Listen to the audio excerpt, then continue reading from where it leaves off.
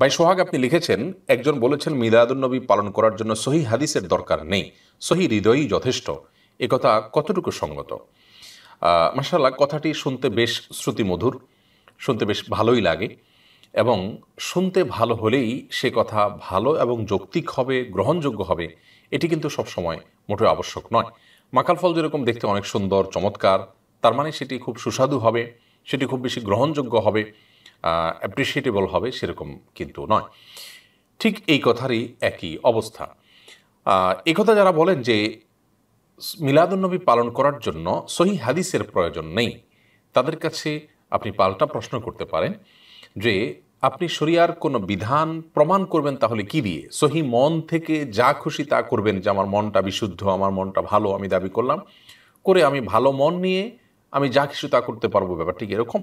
বরং ভালো মন হলেও আমাকে, আমি যা করব কোরআন এবং হাদিস থেকে প্রমাণ করে সেটি আমাকে করণীয় হিসেবে নির্ধারণ করতে হবে শরীয়তের নামে, ইসলামের নামে যখন আমি করব। সাহাবা ইকরাম যারা নবী করিম সাল্লাল্লাহু আলাইহি সাল্লাম সহচর ছিলেন, তাদের কেউ নবী করিম সাল্লাল্লাহু আলাইহি সাল্লামের বছরে একবার তার জন্মদিবস কোনোভাবে উদযাপন করেছেন মর্মে কোনো হাদিস কেন বর্ণিত হয়নি? তার মানে কি তাদের সহি মন ছিল না? অর্থাৎ যদি সহি মন থাকলেই মিলাদুন্নবী উদযাপন করবে, ব্যাপারটি এরকম হয়, তাহলে সাহাবা একরাম থেকে কেন মিলাদুন্নবী উদযাপনের কোনো বর্ণনা পাওয়া যায় না? তার মানে কি তাদের মনের ভিতরে কোনো সমস্যা ছিল? নাউজুবিল্লাহ।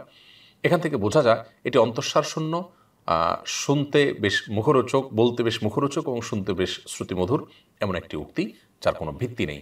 আল্লাহ তাআলা কোরআনে কারিমে পরিষ্কারভাবে বলেছেন, মা আতাকুম রাসূল ফাখুযু ওয়া মা নাহাকুম আনহু ফান্তাহু। রাসূল যা দিয়েছেন তা গ্রহণ করো, ধরো, তা তোমরা নাও, আর তিনি যা নিষেধ করেছেন তা থেকে তোমরা বিরত থাকো। ইমানদারের করণীয় এবং বর্জনীয় এটি গ্রহণ করবে সে কোরআন এবং সুন্নতে রাসূল সাল্লাল্লাহু আলাইহি সাল্লাম থেকে নিয়ে। মন থেকে যদি গ্রহণ করা যায় তাহলে সেক্ষেত্রে মনচাহি জিন্দিগিতে করাই যাবে, যা খুশি তা করাই যাবে। তারপর আমাদের যে সমস্ত ভাইরা মিলাদুন্নবী উদযাপন করে থাকেন নবী করিম সাল্লাল্লাহু আলাইহি সাল্লামের ভালোবাসায়, আমরা তাদেরকে বিনয়ের সাথে বলবো, আসুন সুন্নাহর অনুসরণ করি, কোরআনের নির্দেশনা অনুসরণ করি, তাহলে ইনশাআল্লাহ আমাদের কল্যাণ সেখানে আমরা খুঁজে পাবো। আল্লাহ তাআলা আমাদেরকে বোঝার তৌফিক দান করুন।